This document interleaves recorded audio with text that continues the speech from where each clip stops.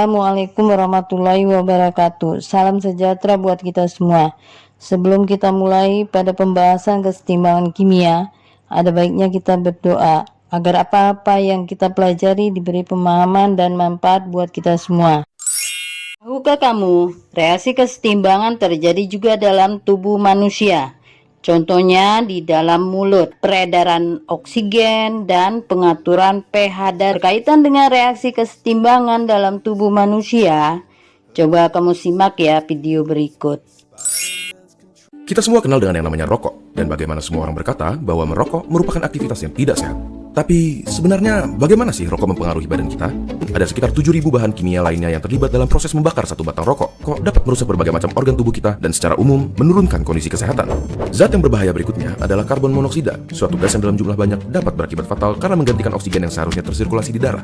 Gampangnya seperti ini. Di darah terdapat sel darah merah, dan di sel darah merah terdapat hemoglobin. Pada mereka yang tidak merokok, oksigen mengikat ke hemoglobin dan diantar ke seluruh tubuh. Tetapi, karbon monoksida dapat meningkatkan dirinya ke hemoglobin lebih mudah dari oksigen, dan akhirnya menggantikan oksigen. Kalian mungkin berpikir, ya sudahlah, apa masalahnya oksigen diganti karbon monoksida? Sangat bermasalah. Karbon monoksida membuat darah semakin kental, dan pada aktivitas seperti berlari yang membutuhkan banyak suplai oksigen, organ-organ penting seperti jantung, otak, dan lain-lain, jadi kebagian sedikit sekali oksigen dan dapat berakibat fatal. Selain itu, di dalam rokok terdapat sesuatu yang bernama hidrogen cyanida. Paru-paru kita biasanya mempunyai rambut-rambut kecil bernama silia yang membantu membuang zat-zat asing yang memasuki saluran pernafasan. Hidrogen cyanida menghalangi tubuh kita dalam melakukan proses tersebut dan membiarkan bahan-bahan kimia seperti hidrokarbon, nitrous oxide, organic acid, dan lain-lainnya yang ada di dalam rokok berkumpul di dalam paru-paru dan merusaknya. Bagaimana? Masih berminat untuk merokok? Jangan ya, karena cita-citamu mau lanjut ke sekolah kedinasan, akabri, akpol, pilot, atau bahkan mau jadi atlet, ini akan gagal di tes kesehatannya. Oke, penerus bangsa, tolong dicamkan makna yang tersirat pada video tadi. Kita lanjutkan pada pembahasan hukum kesetimbangan yang dirumuskan oleh Cato, Gelbert, and Peterwick.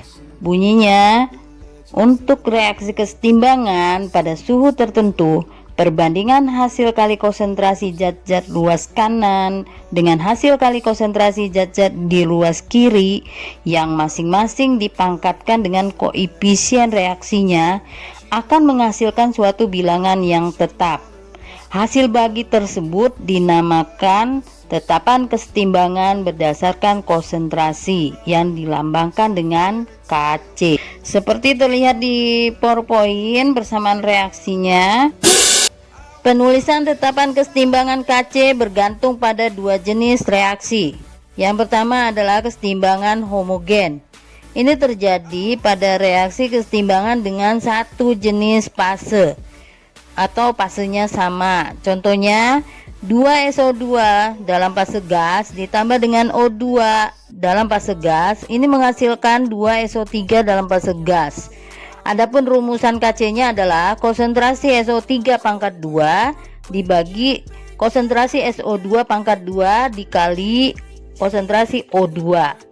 Kemudian yang kedua adalah kesetimbangan heterogen, di mana reaksi setimbang terjadi dengan fase yang berbeda-beda.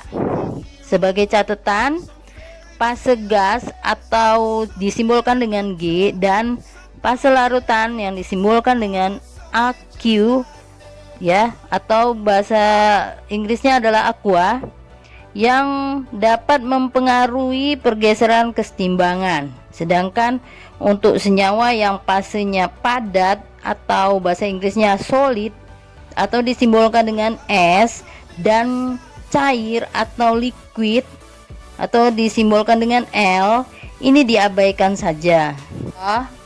P dalam fase gas ditambah Q dalam fase solid menghasilkan R dalam fase liquid dan tambah S dalam fase gas. Maka rumusan Kc yang terbentuk adalah konsentrasi S pangkat S dan dibagi dengan konsentrasi P pangkat P. Q itu dalam bentuk solid dan R dalam bentuk liquid. Ini tidak dilibatkan dalam persamaan Kc atau bisa diabaikan saja. Ada 4 bagian yang wajib dipahami dengan mantap mengenai kesetimbangan kimia. Yang pertama sudah kita bahas di video sebelumnya, yaitu faktor-faktor yang dapat menggeser kesetimbangan. Yang kedua, mencari harga tetapan kesetimbangan atau KC. Kemudian yang ketiga, mencari derajat disosiasi atau alfa. Dan yang keempat, membandingkan harga tetapan kesetimbangan. Selanjutnya, berikut ada pembahasan tentang tetapan kesetimbangan atau KC dan derajat disosiasi atau alfa. H ini pada mol mula-mula ya. Kemudian setelah bereaksi ini terurai, didapatkan gas I2 ini sebanyak 0,02 mol. Kemudian yang ditanya adalah tetapan kesetimbangan atau istilahnya KC ya. Nah, ini kalau kita masukkan di dalam KC, tetapan kesetimbangan ini harus dalam molaritas ya satuannya. Sedangkan ini masih dalam mol. Maka kita cari dulu konsentrasi dari yang diketahui. Ini ada konsentrasi dari HI ya, HI ini dalam keadaan mula-mula ya. Konsentrasi HI mula-mula ini dihitung dulu. Rumusnya adalah mol per volume ya. Molnya tadi diketahui adalah 0,1. Sedangkan volumenya ada 2 liter. Ini didapatkan adalah 0,05 mol. 0,05 molaritas ya. M satuannya molaritas. Kemudian ada diketahui juga konsentrasi, nanti kita cari juga konsentrasi HI ya, konsentrasi HI konsentrasi I2, konsentrasi I2 ini dalam keadaan terurai ya, terurai. Ini sama rumusnya mol per volume. Mol yang diketahui adalah 0,02, volumenya ada 2 liter ya. Ini coret-coret berarti didapatkan konsentrasi I2 terurai adalah 0,01 molar ya. Kemudian ini kita masukkan ke dalam tabel ya. Saya buatkan tabelnya seperti ini. Reaksinya adalah HI menjadi H2 ditambah gas I2. Nih, sesuai jalurnya ya. Ini buat data HI, buat data H2 dan buat data I2.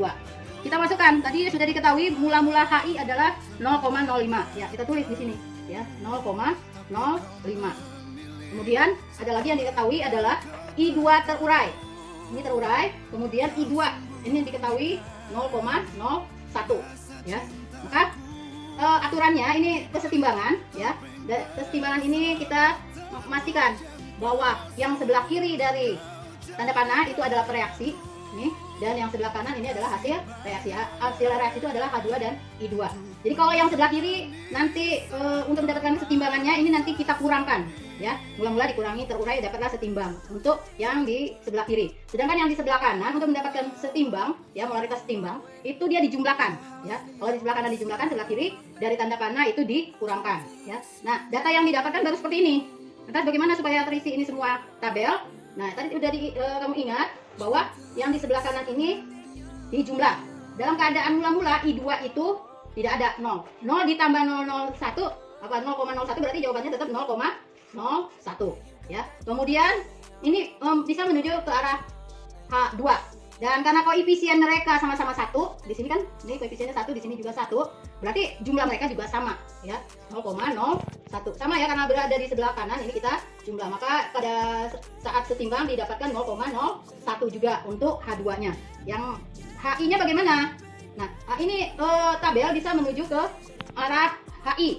Hanya saja untuk mencari yang sebelah kiri ini ada rumusannya, yaitu koefisien ditanya ya, yang ditanya adalah HI, berarti koefisiennya adalah 2. Berarti 2 per koefisien diketahui. Tadi kan diketahui asalnya adalah I2.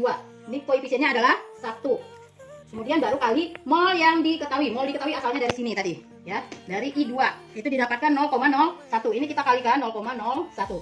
Jadi jawabannya adalah 2 dikali 0,01 berarti 0,02. Nah, lantas yang sebelah kiri ini dikurangkan ya. Jadi yang dikurangkan adalah 0,05 dikurangkan 0,02. Jadi didapatkan selisihnya adalah 0,03. Nah, setelah dapat semua data setimbangnya, baru kita masuk ke rumusan KC ya. Rumusan KC.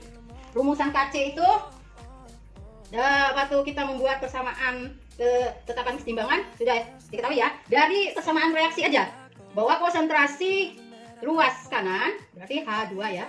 Dipangkatkan koefisiennya 1 berarti tidak perlu ditulis. Kemudian konsentrasi I2 dipangkatkan juga 1, tidak perlu ditulis. Dibagi konsentrasi yang di sebelah kiri, HI. Ini karena koefisiennya ada yaitu 2, maka ini kita pangkatkan 2.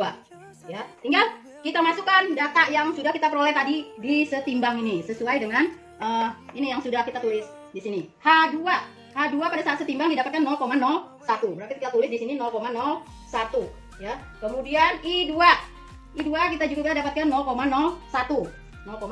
Kita tulis seperti ini. Kemudian dibagi HI pada saat setimbang adalah 0,03. Tapi karena ini harus dipangkatkan 2, maka angkanya juga harus dikuadratkan ya, dipangkatkan 2. Sekarang ininya udah selesai, tinggal matematikanya. Berarti ini 0 di sebelah kirinya ada 4 ya. 2 di sini dikali 2 lagi berarti 4. Bisa dituliskan menjadi 1 kali 10 pangkat min 4 ya. Kemudian dibagi 3 pangkat 2 itu adalah 9. Kemudian kali 10 pangkat nolnya ada 2. Kalau dikuadratkan berarti 4. Karena posisi 0 itu ada di kiri, kita buat minus seperti ini ya kan. Nah, kemudian secara matematika ini bisa dicoret. Berarti tinggal jawabannya adalah 1/9. Ini harga KC-nya. Ya, derajat disosiasi yang nanti dilambangkan dengan alfa ya. Lambangnya seperti ini alfa. Ini yang akan ditanyakan. Diketahuinya ada 1 liter volume ya, dari PCl5. PCl5 ini juga mempunyai 0,3 mol. Kemudian terurai, reaksinya seperti ini. Nah, setelah mencapai kesetimbangan, ini ada 0,2 atau 0,20 sama ya. Ini juga 0,3 atau 0,30 itu sama. Didapatkan 0,2 mol PCl3. Yang ditanyakan berapa derajat disosiasinya? Ya, derajat disosiasinya berapa? Nah, di sini apapun yang dibagi dengan 1 berarti kan hasilnya bilangan itu sendiri ya. Jadi kalau ini kita nggak perlu mencari polaritas karena dia rumus dari derajat disosiasi itu adalah mencari jumlah mol zat terurai dibagi jumlah mol zat mula-mula ya. Jumlah mol zat terurai dibagi jumlah mol zat mula-mula, itulah yang disebut dengan derajat disosiasi ya. Kemudian apa yang terdapat di sini diketahuinya nanti kita masukkan ke dalam rumus ya. Jadi yang diketahui adalah tadi mol dari PCl5 ini adalah 0,3 mol ya. Kemudian mol dari ini keadaan mula-mula ya. PCl ini dalam keadaan mula-mula. Mol mula-mula PCl5 ya. Ini adalah 0,03. Kemudian mol pada saat setimbang. Ini PCl3 adalah 0,2 mol. Yang ditanyakan adalah berapa derajat disosiasinya. Kita masukkan ke dalam tabel juga seperti tadi mencari KC sesuai dengan data ya. Mula-mula dari PCl5 adalah 0,3. Kemudian data yang ada saat setimbang PCl3. Ini PCl3 dia didapatkan 0,2 setimbang. Berarti di sini 0,2 ya.